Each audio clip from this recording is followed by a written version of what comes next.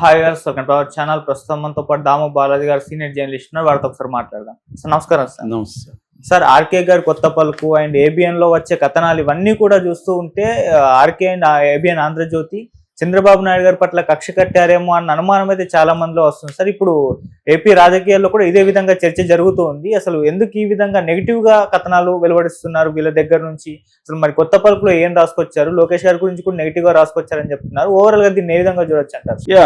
గత కొంతకాలంగా ఆంధ్రజ్యోతిలో తెలుగుదేశానికి సంబంధించి అక్కడ ప్రభుత్వానికి సంబంధించి అనేక విమర్శలు పెద్ద ఎత్తున వస్తున్నాయి. ముఖ్యంగా ఎమ్మెల్యేల అవినీతి పైన, తర్వాత అధికారుల అవినీతి పైన రాయడం, అట్లాగే చంద్రబాబు బలహీనంగా ఉన్నాడని, ఎమ్మెల్యేలను కంట్రోల్ చేయలేకపోతున్నాడని, అధికారుల్ని కంట్రోల్ చేయలేకపోతున్నాడని, తర్వాత తన గవర్నెన్స్ ప్రభుత్వంలో పట్టు లేదని చంద్రబాబుకు, ఇలాంటివి రాసుకుంటూనే వస్తున్నారు ఎప్పటి నుంచో. గతంలో కూడా ఆయన కొత్త పలుకులో చంద్రబాబు జగన్ పార్టీ మీద, జగన్ మీద కక్ష తీర్చుకోవట్లేదని ఎప్పుడో రాశాడు ఆయన. నిన్నైతే అసలు చాలా ఘోరంగా రాశాడు. ముప్పే బాబు అనే టైటిల్ పెట్టి, అంటే బాబుకు ముప్పు పొంచుకొస్తుంది అని చెప్పి ఆయన ఒక పెద్ద కొత్త పలుకులో, మామూలుగానే కొత్త పలుకు అంటే చాలా విస్తృతంగా రాస్తాడు ఆయన, షార్ట్గా రాయడు ఆయన, చాలా డీటెయిల్గా రాస్తాడు. అలాగా డీటెయిల్గా రాశాడు. దాంట్లో ఆయన ప్రధానంగా ఏ అంశాలు చర్చించాడంటే, ఒకటి, జగన్ అరాచకాలను మీరు మర్చిపోయారు, జగన్ అరాచకాలకు తగినట్టు ఇప్పుడు మీ రియాక్షన్ ఉండాలి, అంటే జగన్ని కానీ లేకపోతే వాళ్ళ పార్టీ నాయకులు కానీ అరెస్టులు చేయాలి అనేది ఒకటి. రెండవది, గతంలో జగన్కి కంప్లీట్గా అధికారుల మీద, పోలీస్ వ్యవస్థ మీద పట్టుండేది. అందుకనే తెలుగుదేశం వాళ్ళని అరెస్ట్ చేయాలనుకున్నా కూడా గుట్టు చప్పుడు కాకుండా అరెస్ట్ చేసేవాళ్ళు, కేసులు పెడితే కూడా లీక్ అయ్యేది కాదు. కానీ ఇప్పుడు ఏంటంటే కేసులు పెట్టగానే వాళ్ళకి లీక్ అయిపోతుంది, ఎఫ్ఐఆర్లో ఏమేమి ఉన్నాయో తెలిసిపోతుంది, వాళ్ళు ముందుగానే కోర్టులకు వెళ్ళిపోతున్నారు. అంటే నీకు అధికార యంత్రాంగం మీద చంద్రబాబుకు పట్టు లేదు అనేది ఆయన చెప్పదలుచుకున్నాడు. రెండవది, లోకేష్ని చంద్రబాబు బతుకున్నంత వరకు లోకేష్ ప్రెసిడెంట్ కాడు తెలుగుదేశానికి. లోకేష్ కాకపోతే నీకే కాదు, 2029లో లోకేష్ కూడా ఛాన్స్ ఉండదు. సో లోకేష్ భవిష్యత్తును కూడా చంద్రబాబే నాశనం చేసేస్తున్నాడు. ఎందుకంటే నెక్స్ట్ రాబోయేది లోకేష్, పవన్ కళ్యాణ్ మధ్యనే ప్రధానంగా వారు ఉంటుంది, జగన్ ఉంటాడు. సో ఈ ముగ్గురు ఉన్నప్పుడు లోకేష్ కూడా, వీళ్ళిద్దరేమో పార్టీ లీడర్లు, సొంత పార్టీలు ఉన్నాయి వాళ్ళకి, పార్టీ లీడర్లు.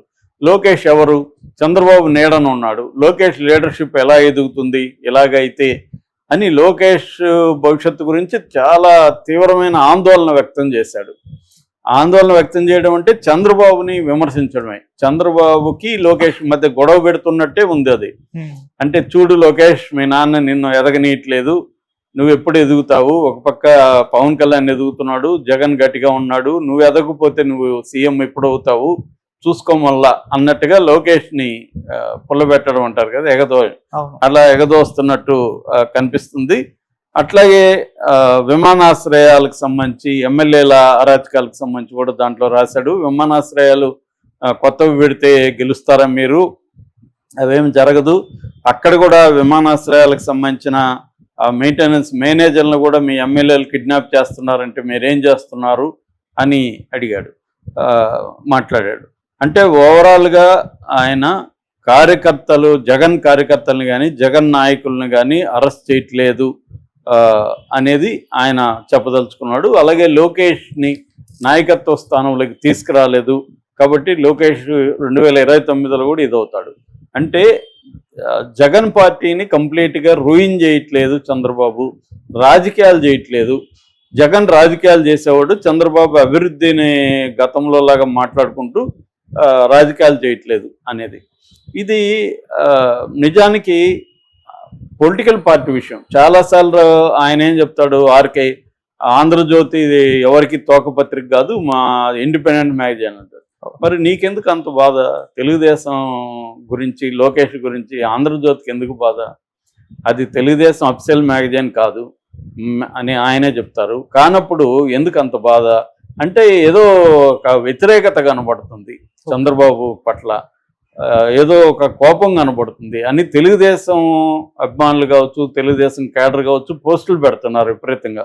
అంటే ఆర్కేకి ఏదైనా కావాలేమో ఇచ్చేయండి సార్ చంద్రబాబు గారు, ఆయనకి ఏమన్నా రాజ్యసభ ఏమన్నా కావాలంటే ఇచ్చేసేయండి. ఒకప్పుడు ఓనర్ గిరీష్ సంఘీకి కాంగ్రెస్ అలాగే ఇచ్చింది, ఈయనకు కూడా ఏదైనా ఇచ్చేస్తే ఈ నెగిటివిటీ ఉండదు, ఈ నెగిటివిటీ వల్ల తెలుగుదేశానికి చాలా హాని జరుగుతుందని చాలామంది బాధపడుతూ పోస్టులు పెడుతున్నారు. అయితే ఈయనకి నిజంగానే ఆయన చెప్పిన వాటిలో వాస్తవాలు ఉన్నాయా లేదనేది మనం కాసేపు చర్చిస్తే కొన్ని విషయాల్లో వాస్తవాలు ఉన్నాయి. ఎందుకంటే గ్రౌండ్ లెవెల్లో చూసినా, తెలుగుదేశం అభిమానుల పోస్టులు చూసినా కూడా మనకి ఎమ్మెల్యేలు పెద్ద ఎత్తున అవినీతికి పాల్పడుతున్నారు, కార్యకర్తలను కానీ మిగతా వాళ్ళని కానీ పట్టించుకోలేదు, తెలుగుదేశం సానుభూతి పరులని కూడా ఒక సింపతి కూడా లేదు వాళ్ళని కూడా దోచుకుంటున్నారు. ముఖ్యంగా ఇసుక, మద్యం, ఇతర వనరులు సంబంధించి, తర్వాత చిన్న షాపుల దగ్గర నుంచి వ్యాపారస్తుల దగ్గరికి ఎవరిని వదలకుండా డబ్బులు వసూలు చేయడం, ఇవన్నీ జరుగుతున్నదన్నది వాస్తవం. అది ఈయన ఎత్తి చూపడంలో తప్పులేదు. ఈయన ఎప్పుడైనా కూడా నిజానికి మీడియా చేయాల్సింది కన్స్ట్రక్టివ్ క్రిటిసిజం ఉండాలి. ప్రభుత్వాలు ప్రజా వ్యతిరేక విధానాలు కానీ, ప్రజలకు ఇబ్బంది కలిగేది కానీ, పబ్లిక్ ప్రాపర్టీకి ఇబ్బంది కలిగేది కానీ ఇలాంటివి జరుగుతున్నప్పుడు పత్రికల పని, మీడియా పని ఏంటంటే దాన్ని ఫోకస్ చేయడం ద్వారా వాటిని తగ్గించడానికి హెల్ప్ చేయడం. ఇది నిజానికి అది కన్స్ట్రక్టివ్ చేస్తే చంద్రబాబుకే మంచిది. ఎందుకంటే చంద్రబాబు దగ్గరికి అన్ని విషయాలు వెళ్ళకపోవచ్చు, గ్రౌండ్ లెవెల్లో వీళ్ళకి విలేకరులు ఉంటారు కాబట్టి దాన్ని ఎక్కడెక్కడ ఏం జరుగుతుందో ఎత్తి చూపడం ద్వారా చంద్రబాబు కరెక్ట్ చేసుకుంటాడు. అందువల్ల ఎప్పుడైనా కూడా పార్టీ అయినా వ్యవస్థ అయినా ఎప్పుడు సక్సెస్ఫుల్గా ముందుకెళ్తుందంటే దాని తప్పుల్ని తాను గుర్తించి తన సంస్కరణ జరుపుకుంటే అది తన లోటుపాట్లని జరుపుకొని ముందుకు బలపడుతుంది. ఎప్పుడైనా లోటుపాట్లు అనేవి బలహీనతలు, అవి చిన్నగా పగుళ్ళు స్టార్ట్ అయ్యి పెద్దగా మారుతాయి. పెద్దగా మారే లోపల అవి ఉన్నాయని గుర్తించి వాటిని మనం రిపేర్ చేసుకోవడం ద్వారా ముందుకెళ్తాం. మన బాడీ లేదన్న ప్రాబ్లం వస్తే ఆ ప్రాబ్లం గుర్తించాలి కదా. మనం గుర్తించకపోతే ఎవరో గుర్తించి చెప్పినప్పుడు వాళ్ళని మనం నెగిటివ్ అనుకోకూడదు కదా, మన కోసమే కదా చెప్పాడు. సో మనం అది కరెక్ట్ చేసుకుంటే మనం మంచిగా ఆరోగ్యంగా ఉండగలుగుతాం. ఇది కూడా అంతే. కాబట్టి ఆ రకంగా రాధాకృష్ణ కావచ్చు, ఈనాడులో కూడా వస్తున్నాయి అలాంటివి. అలాగే చేయడం కరెక్టు, తెలుగుదేశానికి హెల్ప్ అవుతుంది.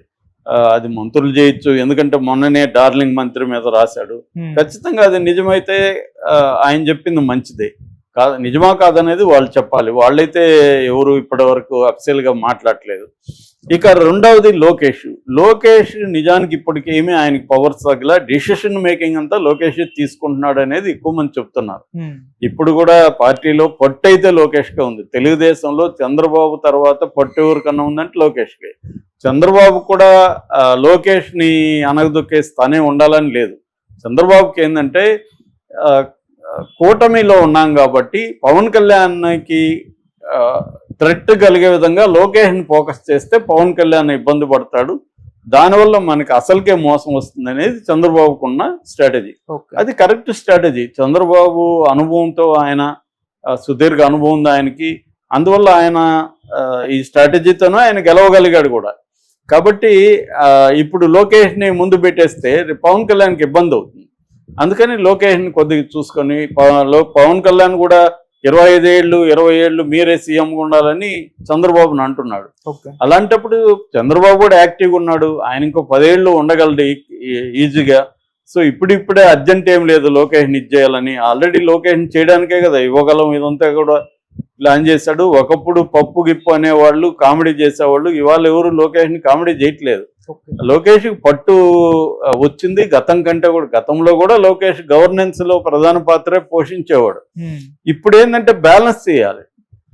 గతంతో పోలిస్తే గతంలో ఏంటంటే పవన్ కళ్యాణ్ బయట నుంచి మద్దతు ఇచ్చాడు తప్ప గవర్నమెంట్ లో లేడు. ఇవాళ గవర్నమెంట్ లో ఉన్నాడు, ఆయన సెకండ్ పొజిషన్ లో బయటికి కనబడుతున్నప్పుడు ఆయనకి ఇంపార్టెన్స్ ఇవ్వాలి. కాబట్టి చంద్రబాబు లోకేష్ ని కొన్ని చోట్ల డౌన్ ప్లే చేస్తున్నాడు పబ్లిక్ గా. కానీ గవర్నెన్స్ లో నిర్ణయాలు తీసుకునేదంతా లోకేష్ అని చెప్తున్నారు. చాలా మంది మంత్రులు కూడా లోకేష్ అపాయింట్ చేస్తాడని, ఈవెన్ రాజ్యసభలో మొన్న సానా సతీష్ లాంటి వాళ్ళ మీద నెగిటివిటీ కూడా లోకేష్ పట్టుబట్టి ఇప్పించుకోగలిగాడు. కాబట్టి ఎప్పుడైనా కూడా ఒక గవర్నెన్స్ కానీ ఒక ఎనీ అడ్మినిస్ట్రేషన్లో డెసిషన్ మేకింగ్ ఎవరు తీసుకుంటారు అనేది ఇంపార్టెంట్. వాళ్ళే నాయకులు. డెసిషన్ మేకింగ్ లోకేష్ తీసుకుంటున్నాడు అనేది మనకు వస్తున్న సమాచారం. కానీ ఈయన దాన్ని కప్పుపుచ్చేదో మాట్లాడుతున్నాడంటే ఈయనకేదో హిడెన్ అజెండా ఉంది అని. మేబీ ఈయనకి బిఆర్ నాయుడికి టీటీడీ చైర్మన్కి ఇవ్వడం ఇష్టం లేదనేది కూడా ఒకటి ఉంది. ఎందుకంటే తెలుగుదేశం మీడియాలో రామోజీ తర్వాత తానే రామోజీ రోల్ ప్లే చేయాలి, తాను చెప్తే ప్రభుత్వాలు నడవాలి అంటే రామోజీరావు ఒకప్పుడు అలాగ ఉన్నాడు. తాను ముఖ్యమంత్రులను అనుకుంటే మార్చేయగలడు, అనుకుంటే పెట్టగలడు అన్న ఇది రామోజీరావుకు ఉంది. అలాగా ఉండాలని ఈయనకి ఏమన్నా ఉందా అనేది డౌట్లు ఉన్నాయి రాధాకృష్ణకి. కానీ ఇవాళ అది సాధ్యం కాదు. ఎందుకంటే తెలుగుదేశం మీడియా కూడా డైవర్సిఫైడ్ అయింది. TV5 కానీ మహా టీవీ కానీ వీళ్ళు కూడా గట్టిగా తెలుగుదేశం వైపు నిలబడుతున్నారు. కాబట్టి ఓన్లీ రాధాకృష్ణని ప్రోత్సహిస్తే ఇబ్బంది. ఆల్రెడీ బాలకృష్ణకి రాధాకృష్ణకి ఇబ్బందులు ఉన్నాయని చెప్తారు. అట్లాగే లోకేష్ కూడా రాధాకృష్ణ మాట వినట్లేదని చెప్తారు. సో వాళ్ళకి వాళ్ళ సొంత ఇవి ఉంటాయి కదా. ఒక మీడియా ఓనర్ చెప్పినట్టు గవర్నమెంట్లు నడవు కదా. వాళ్ళకి వాళ్ళ ప్రయారిటీస్ ఉంటాయి. రెండోది ఇది కొయిలేషన్ గవర్నమెంట్ కాబట్టి ఇంకొన్ని లిమిటేషన్స్ ఉంటాయి, ఇంకొంత జాగ్రత్తగా వెళ్లాల్సింది. అట్లాగే జగన్ మీద చర్యలు అంటే ఒకటి, మోడీ జగన్ని శిక్షించడానికి మోడీ అనుకూలంగా లేదని వార్తలు వస్తున్నాయి.